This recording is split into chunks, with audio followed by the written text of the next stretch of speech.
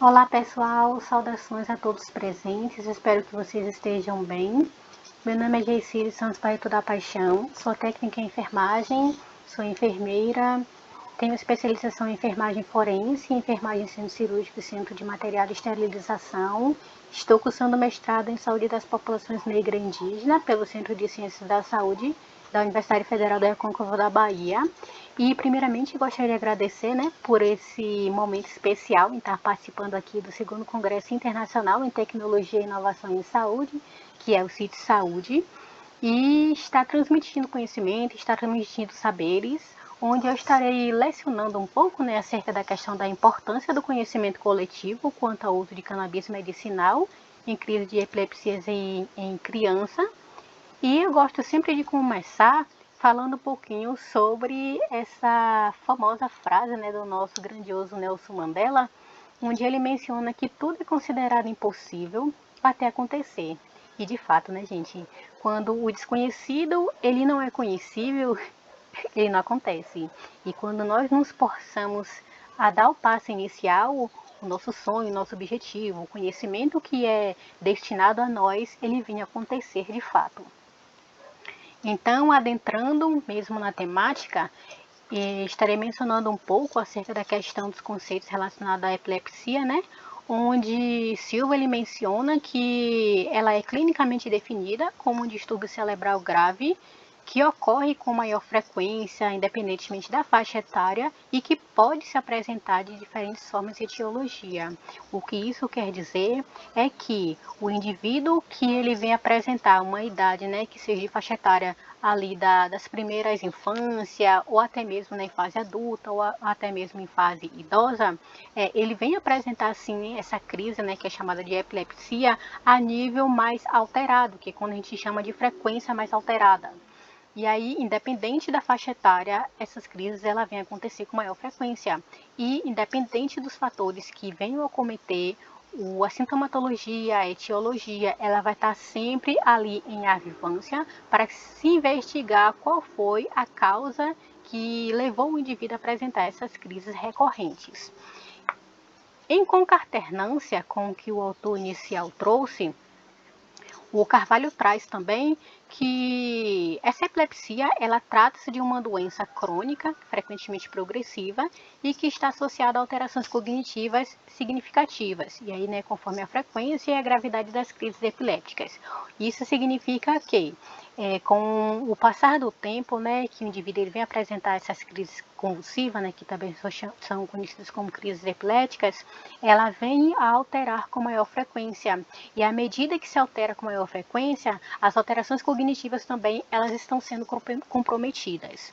Outra questão é que diz respeito a afetar a independência, a saúde psicológica e o ajuste emocional dos pacientes, principalmente quando está ali nas primeiras faixas etárias, que é o nosso intuito aqui em falar da questão das crianças.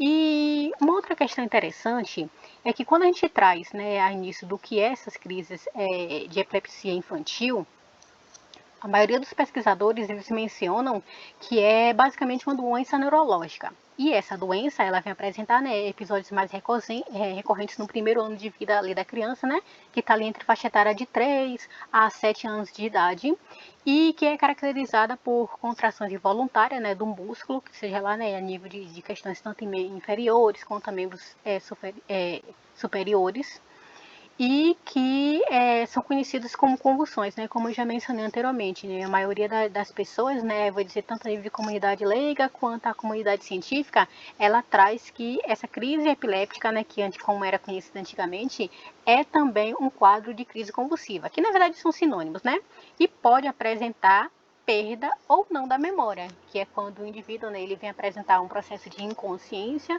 e posterior ao processo da crise, ela retorna ao processo de consciência normalmente.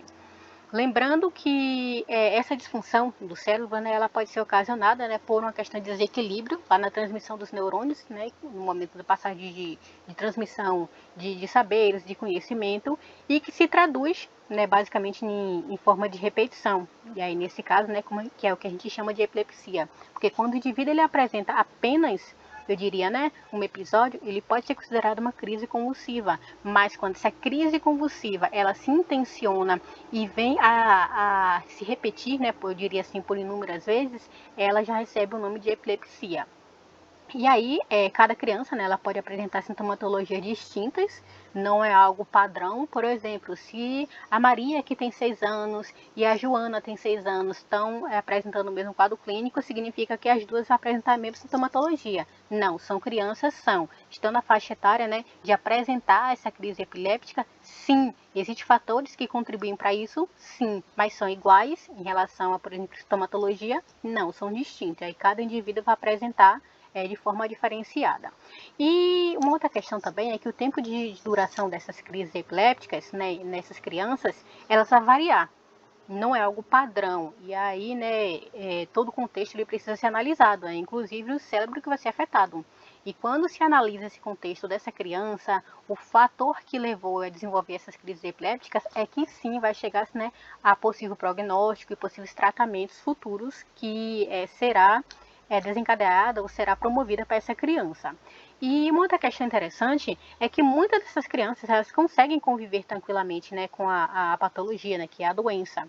E mediante o diagnóstico precoce, né, que nesse caso vai iniciar o tratamento adequado e controlar, né, nesse caso, esses espasmos epilépticos, que é uma das sintomatologias que o indivíduo vem apresentar, e vai oferecer uma melhor qualidade de vida para esse indivíduo. Lembrando que o tratamento, o diagnóstico e todo o fator, né, que vai ali estar inserido no contexto do buscar o cuidado com a patologia precisa ser de forma inicial e jamais permitir, né, ou jamais deixar que esse diagnóstico ele se torne tardio para que o sistema, eu diria assim, né, o sistema neurológico, a questão mesmo da saúde psicológica desse indivíduo, ele não venha a ser afetado quando ele estiver lá, né, com, digamos, se começar com 3 anos, estiver lá com 7, 8 anos, ele já não vai ser mais um indivíduo considerável nesse caso, né, estável, no sentido de ter uma vida normal.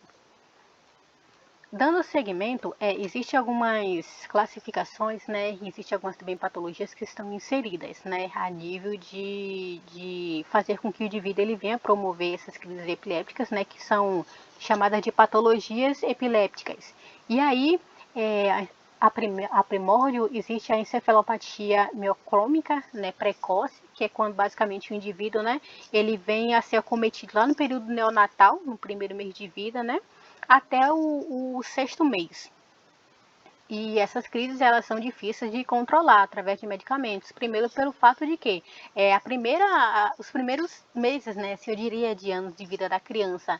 E existem outros fatores relacionados a isso, porque não se tem um sistema imunológico maturo, né, e não se tem conhecimento prévio acerca do quadro clínico de saúde dessa criança. E aí o que acontece? A criança ela pode apresentar, por exemplo, né, reação alérgica a algum tipo de medicamento e qual, por exemplo, né, se o paciente estiver nessa faixa etária, qual medicamento deve ser introduzido para combater essa crise epiléptica?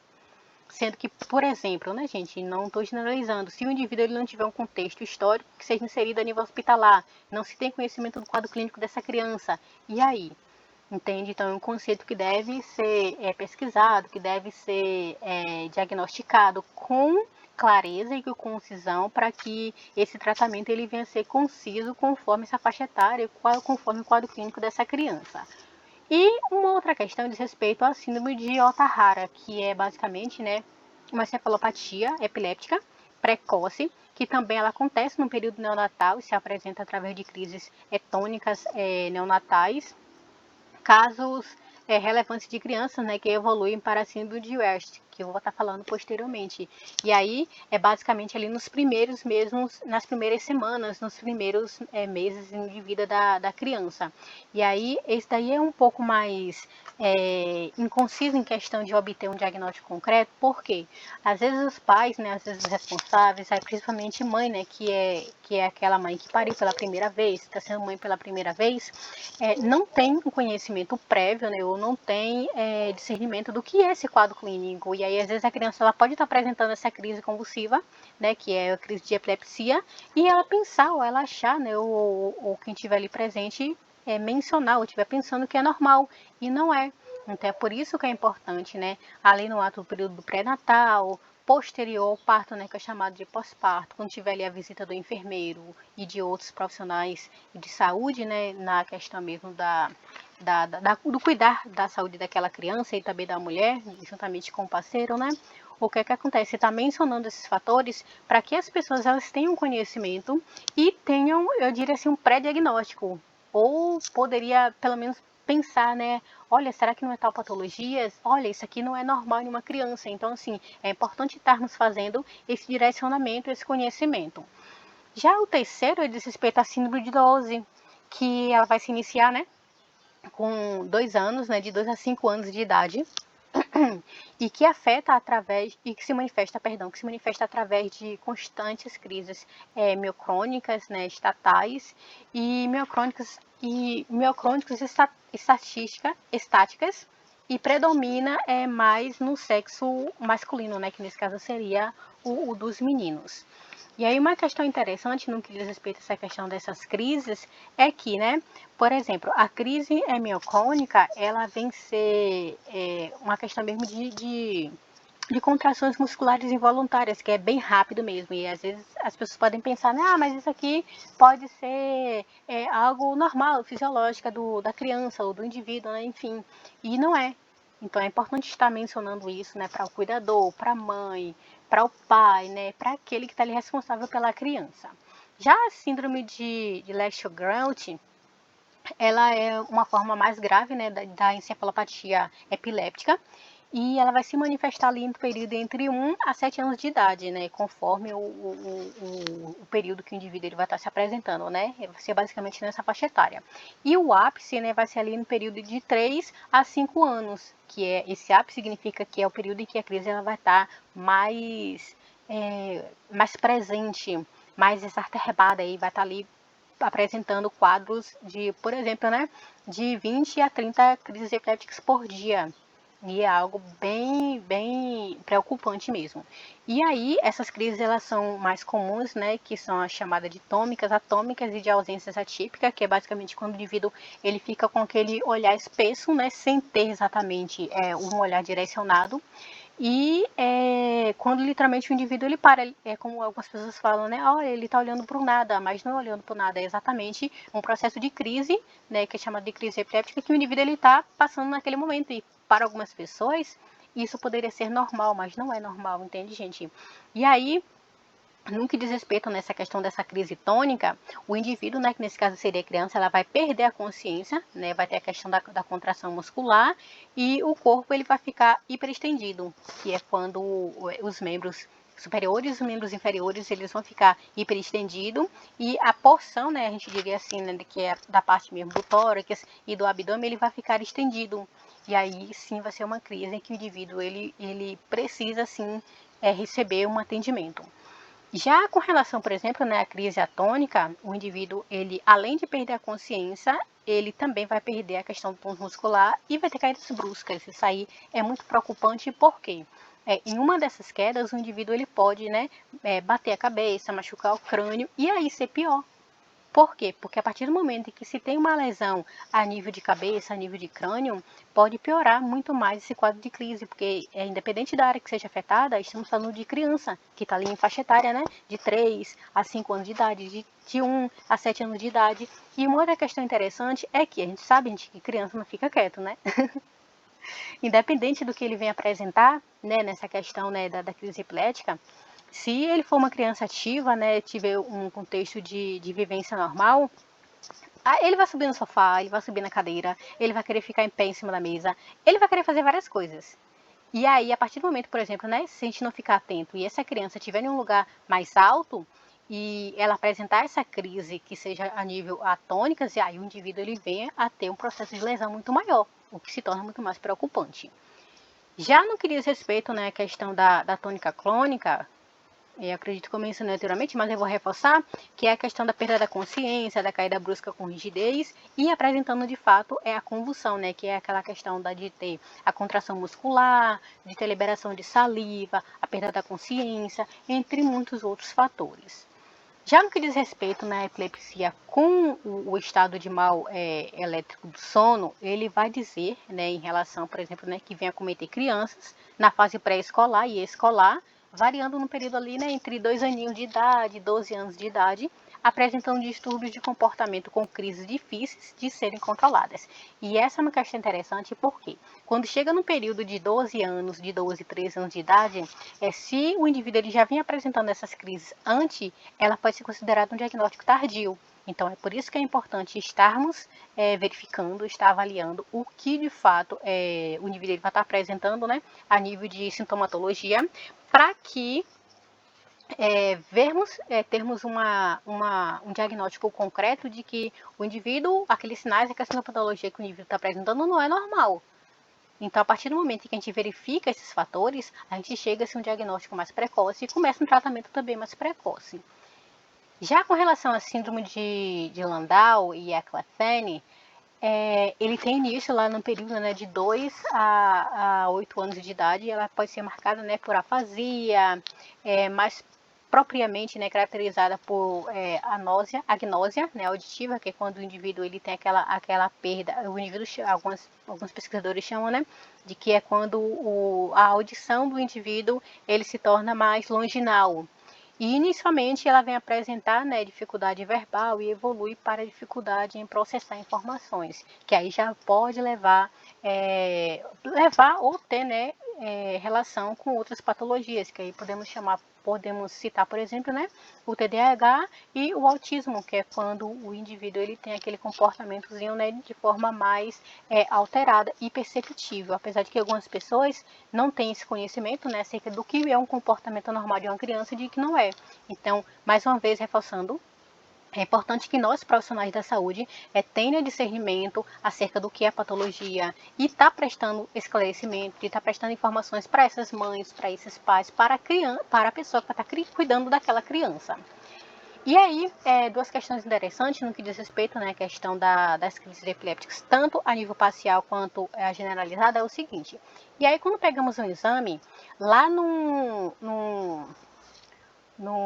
na imagem, nós vamos ver o seguinte, uma determinada área que vai ser afetada, né? E aí trazemos, por exemplo, né, uma questão parcial, de crise parcial, que não é o cérebro como um todo que vai estar ali alterado, ou que não vai estar ali comprometido, é apenas uma área específica do cérebro. Agora, você pode me questionar, né? Pode ser uma área geral, ou uma área específica para todos os indivíduos? Não. Como eu mencionei anteriormente, isso aí vai depender do quadro clínico que o indivíduo se encontra e de como essa crise, essa epilepsia, vai estar sendo apresentada. E aí, quando afeta, né, uma determinada área do cérebro que seja a nível pequeno, ela é considerada de crises ou epilepsias parciais, que é quando o nível de frequência dessas crises elas são menores.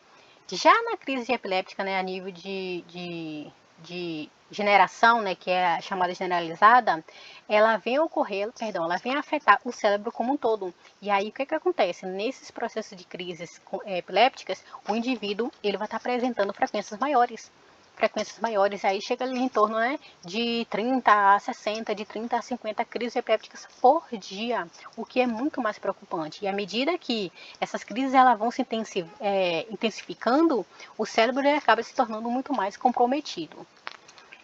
Já com relação, né, ao processo de sintomatologias, de sinais que o indivíduo ele vai estar apresentando, como eu mencionei anteriormente, isso vai depender de criança para criança, não é algo específico. Olha, toda criança vai apresentar convulsões temporárias, um olhar distinto. Não, isso vai variar de criança para criança, de faixa etária para faixa etária, existem distintos fatores em relação a isso. E a primórdio existe a convulsão temporária, um olhar mais distante. Vai ter também movimentos oculares descontrolados, que é quando, literalmente, né, o indivíduo ele começa a olhar para distintos locais, para distintas áreas, certo? Não vai ter um olhar fixo para um determinado ponto específico. Existe também a questão da rigidez muscular, existe a questão dos tremores, a questão das perdas de consciência, como já foi mencionado, né, que esse é um fator muito mais preocupante, principalmente se a criança estiver, né, em um recipiente mais alto, um local mais alto, uma questão de uma cadeira, um sofá, uma escada, né, ou até mesmo um brinquedo. Vai ter também comportamentos estranhos, como o processo de gritar, lembrando que não é aquele grito, o grito, né, que a gente conhece como chamado o grito normal, vai ser meio que aquele grito ensurdecedor, né, e aí isso também é preocupante, principalmente no período noturno, e a questão também das contrações musculares involuntárias, tanto a nível de membros superiores quanto a nível de membros inferiores. Já com relação ao tratamento, a epilepsia infantil, ela desaparece com o passar da idade, lembrando que se for tratado. Se não for tratado, gente, infelizmente essa criança vai continuar apresentando essas crises epilépticas. E à medida que vai se intensificando, o cérebro, a cognição, ela se torna muito mais comprometida e isso aí vai muito mais afetar o nível de quadro de saúde dessa criança. E aí, né, em caso de, por exemplo, né, de permanência da patologia, após o prognóstico, o tratamento ele é realizado com medicamentos, né, que vão controlar a transmissão, né, e alterar os neurônios, que nesse caso é literalmente inibir o processo de crises epilépticas, que é quando literalmente o processo de tratamento começa a fazer efeito. Já com relação à questão do medicamento, quando ele não surte efeito positivo, né, na criança, ela é indicada um processo cirúrgico. E aí, voltando mais uma vez, a questão da medicação, gente, vai depender de criança para criança. E aí, primeiramente, precisa passar por um médico especialista. Ele vai direcionar, né, o processo de cuidado dessa criança. E, posteriormente, isso aí seria em últimos casos, assim, eu diria, um processo de cirurgia. E aí é algo quando é muito mais grave. E aí cerca de 30%, né, dos pacientes a nível de criança, eles não respondem ao tratamento medicamentoso convencional, né, e aí vem vivendo, portanto, né, com convulsões não controladas. E isso, mais uma vez, reforçando, né, gente, pelo fato da questão da imunidade e pelo fato também do grau de crises ou do grau de patogenicidade que essa criança esteve comprometida. Existem também formas alternativas, né, de tratamento, né, nesse caso voltado para as alterações, voltada para a atenção às plantas medicinais, com efeito muito mais propício, né, para controlar essas crises de epilepsias, né, principalmente quando ela é refratária. E uma questão interessante é no que diz respeito ao uso da cannabis sativa, que algumas pessoas conhecem, né, na verdade a maioria das pessoas conhece como a famosa maconha, que é a cannabis medicinal. E aí, né, trazendo um pouco a questão do contexto histórico, a cannabis ela já era conhecida lá na Índia, né, e na China, lá pelos seus usos medicinais, lá por volta dos anos 4000, né, antes de Cristo. Lembrando que uma questão interessante em relação a isso é que não era utilizada apenas, né, em países lá da Europa, do Ocidente, enfim, era também vindos para países aqui, né, a nível de América do Sul, América Latina, enfim, né, e aí envolve o Brasil, o Peru, a Bolívia e entre outros.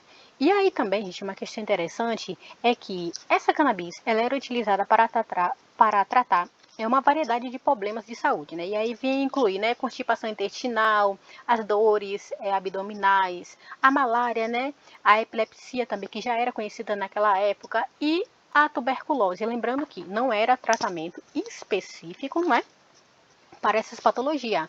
Era tratamento, era medicações, né, a nível de planta medicinal mesmo, que iria concatenar, né, com outras medicações. E aí sim promover um processo de tratamento e não de cura. E atualmente, né, sabe-se que a planta ela contém mais de 100 mil compostos, né, terpenofélicos, perdão, né, é uma palavra meio complicada. E ela é conhecida como é conhecido, né, pelo processo de extração do canabinoide, sendo que o delta 9, né, que é o tetrahidrocannabinol, ela é um dos compostos, juntamente com o canabidiol, que também é o segundo composto que é utilizado para o tratamento dessas epilepsias, né? E que são os dois principais componentes neuroativos da patologia. E aí o canabinol, né, que é chamado de CBD, ele é um agente, né, não psicoativo, cujas propriedades elas são antiepilépticas, ou seja, o fator de cura, o fator de tratamento em relação a essa planta medicinal diz respeito mesmo à questão de epilepsias mesmo, que ela vem afetar, né, se eu diria, um neurotransmissor, né, atingir um neurotransmissor que vai fazer com que o indivíduo ele não venha apresentar uma crise epiléptica, ou se vinha apresentar com menos intensidade, à medida que o tratamento ele for sendo eficaz. E aí vem apresentar, né, por exemplo, propriedades neuroprotetoras em diversas doenças, né, neurodegenerativas, aí vai incluir, né, esclerose lateral amiotrófica, o Parkinson, a doença de Alzheimer, bem quanto por propriedades anticonvulsivantes, né, analgésicas, ansiolíticas, antipsicotrópicas, anti-inflamatórias, antiemética e imunoduradouras, que aí basicamente são fatores, né, que essa planta ela vem apresentar, perdão, fatores não, são propriedades que essas plantas ela vem apresentar a indício de que elas podem ser utilizadas para esses tipos de acometimento. E aí uma questão interessante é que vem dizer em relação ao tipo do cannabis, né, que aí existe basicamente distintos formatos entre elas. A índica, né, ela tem aquele formato da folha mais grossinha, menos espessa. A híbride, ela tem um formato de uma folha assim, mais um pouco delongada, porém menor, né, e até a questão mesmo do processo de apresentação não só da planta, né, que seria a erva, mas também do processo de arbustre. E a sátiva, né, que ela é utilizada para o tratamento da epilepsia, né, juntamente com a extração do CBD. E aí, em questão mesmo de conhecimento, a agência reguladora lá dos Estados Unidos, ela aprovou lá em 2013 o uso de terapêuticos, né, da CBD nas pesquisas clínicas, né, para o tratamento de epilepsias em criança e que não reagiam ao tratamento convencional. O que significa? A criança passou por um processo de tratamento a nível medicamentoso, né, com outros fármacos, mas não veio surgir efeito. Beleza, não surgiu efeito, vamos partir agora para uma segunda metodologia, que seria o uso do canabidiol. Lembrando que não se pode, primeiramente, né, fazer o processo de uso ou de utilização desse agente antes do indivíduo, antes da criança passar por um tratamento inicial, que é o processo de verificar se o tratamento tiver eficácia a nível de medicamentoso, beleza. Se não tiver, aí sim precisa migrar para uma segunda optativa, que seria o uso do canabidiol. E lá em 2018, né, após uma série de pesquisas pré-clínicas, foi-se aprovado, né, o primeiro medicamento, né, à base do óleo da CBD, que é o canabidiol, né, altamente purificado. Lembrando que essa purificação ela é realizada, né, de laboratório, né, com equipamentos, né, que o equipamento é chamado de cromatográfico, que é quando ele extrai literalmente o óleo, né, que seria a medicação, para o controle dessa crise de convulsão, e assim associada a outras síndromes, né, que são chamadas síndromes epilépticas, que aí temos, né, a de Levox e a de Treves. E sendo aprovado também, né, lá em 2019 pela Agência Europeia de Medicamentos com o nome de Epidiolex.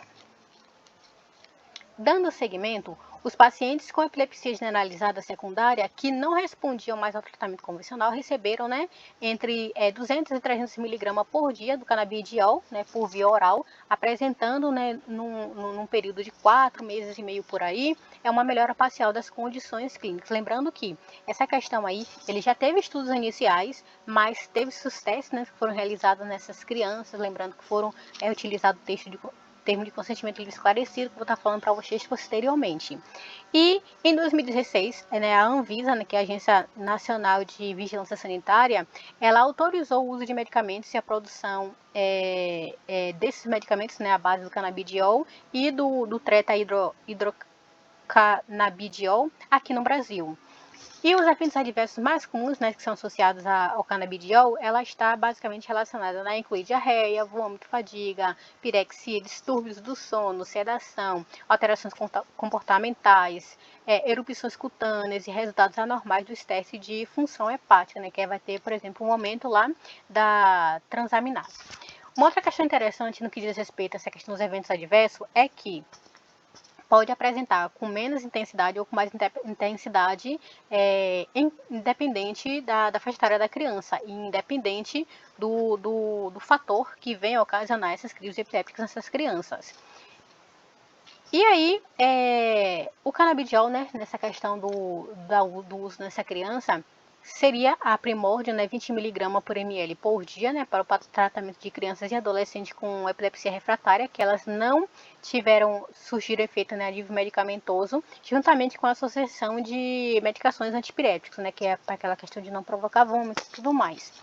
A apresentação dela, ela vem dizer em relação, né, a pastas, a comprimido, pílulas, a cápsula e a vaporizadores, né, que é a questão dos inalatórios. Lembrando que essa apresentação e a questão do modo de uso vai depender do tipo de prescrição que o médico fez e do quadro clínico da criança. Isso aqui não é padrão para todos.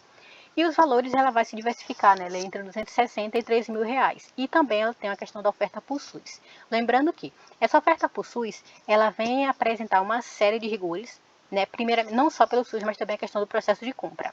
Por quê? O paciente, né, ou a pessoa que é responsável pelo paciente precisa ir até um laboratório.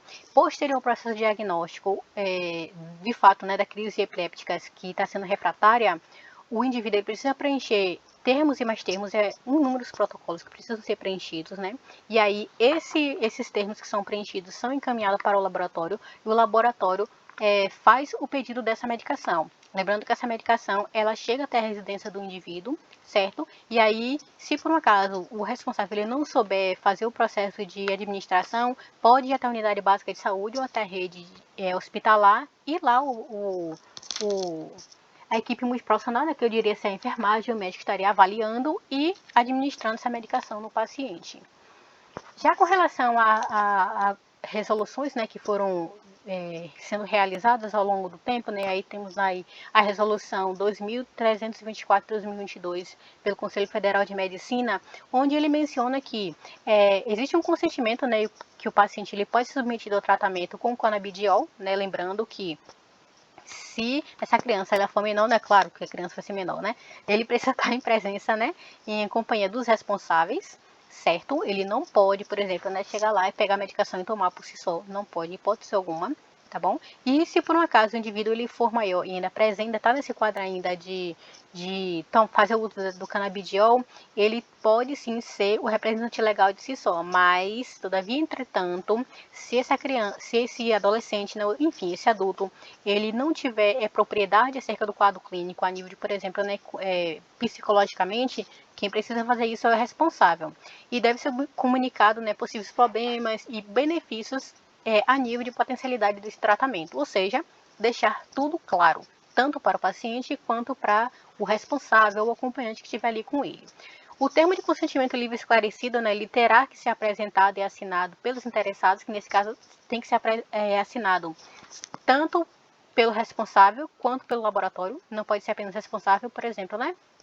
Pegou o termo de consentimento, tá lá, né, apresentando tudo bonitinho acerca de como é realizado o tratamento, de quais efeitos podem ser apresentados ou quais efeitos não irão ser apresentados, qual a eficácia do tratamento e apenas o responsável assinar. Não, o responsável assina e o laboratório também assina, porque quem vai fazer a solicitação do pedido dessa medicação é o laboratório. E aí, né, posterior à aprovação da Anvisa, que também tem um outro processo, né, um outro protocolo que é passado lá, em torno de 45, em torno de 30 a 45 dias essa medicação vai estar chegando na casa desse paciente. Lembrando que a nível, por exemplo, né, mais graves, assim eu diria, esse tempo ele é diminuído, né, conforme o quadro clínico do paciente, aí pode chegar em torno, né, de 48 a 72 horas de chegada dessa medicação, né, até a residência do paciente. A interrupção do tratamento, ela pode acontecer também, né, se eventos adversos mais graves vierem a acontecer. E aí o que acontece? No termo também, né, de consentimento livre esclarecido, o responsável pela criança, ele vai estar ciente que esse tratamento ele pode ser interrompido se episódios mais graves, né, de eventos adversos vierem a acontecer, porque o intuito é promover a melhora do paciente e não a piora. Então, assim, temos conhecimento de que um evento adverso ele pode ser grave, independente da faixa etária do indivíduo. Então, esse tratamento, sim, ele pode ser interrompido. E aí vai se investigar qual foi a causa do evento adverso que veio, por exemplo, né, cometer um quadro de piora desse paciente. E o paciente ele só consegue comprar os fármacos, né, com uma receita médica de controle especial, que são as azuis e as amarelas, depende muito do local que o indivíduo tiver. Não pode simplesmente pegar uma receita branca e ir ali na farmácia comprar, em hipótese alguma, por quê? Porque é uma medicação controlada. E essa pode ser prescrito quando estiver esgotadas as demais opções terapêuticas disponíveis no mercado brasileiro. Foi aquela questão que eu falei inicial. Não pode, a primórdio, prescrever um tratamento para o paciente, né, a nível do uso do canabidiol, sendo que existem outros métodos anteriores que podem ser aplicados para o paciente, certo?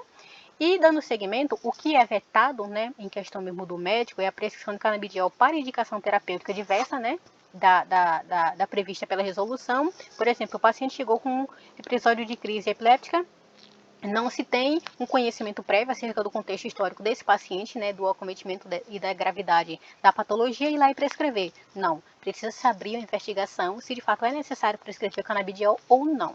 Certo? E outra questão interessante, no que diz respeito a essa prescrição, é que existe um tabu ainda, né, em relação a nível de sociedade, que as pessoas ainda estão isentas de conhecimentos, assim eu diria, porque não é culpa da sociedade em si, e nem das pessoas leigas em si, em de fato mencionar a diferença, né, entre o processo do uso de canabidiol de forma recreativa, que é quando o indivíduo literalmente desenvolve um processo de abstinência e dependência pela erva medicinal, né, assim eu diria, e quando o indivíduo ele faz uso a nível mesmo de quadro clínico de saúde, que é a nível de tratamento. Então, assim, a gente precisa deixar isso bem claro para que as pessoas tenham conhecimento de que não está usando a medicação, né, principalmente uma questão de criança, pelo fato de ser um dependente químico, em hipótese alguma, mas sim de forma medicamentosa, de forma em melhora do prol do quadro da saúde desse paciente, que é dessa criança. E é proibido ao médico, né, ministrar palestras e cursos sobre o uso do canabidiol, né, em produtos derivados da cannabis, fora do ambiente científico, bem como para fazer divulgação uma divulgação publicitária desse uso do cannabis, em hipótese alguma. Como eu mencionei anteriormente, né, que é um tabu que nós estamos enfrentando, né, acerca, porque é algo, eu diria ser novato, né, a nível Brasil, apesar de que existem contextos históricos mais antigos, mas está sendo novato agora e poucas pessoas têm conhecimento. Então é por isso que é importante também ter essa ciência de que a nível de palestra, a nível de conhecimento que não seja científico, né, palestra não, né, a nível de conhecimento que não seja científico, divulgação publicitária desse cannabis, ela não pode acontecer, tá bom? Aqui estão minhas referências e muito, muito, muito obrigada por estar aqui compartilhando esses saberes com vocês. Foi de extrema importância para mim, tá bom? E estão aqui meus dados em relação, né, à questão do meu e-mail, e me sigam nas redes sociais. Beijos e até breve.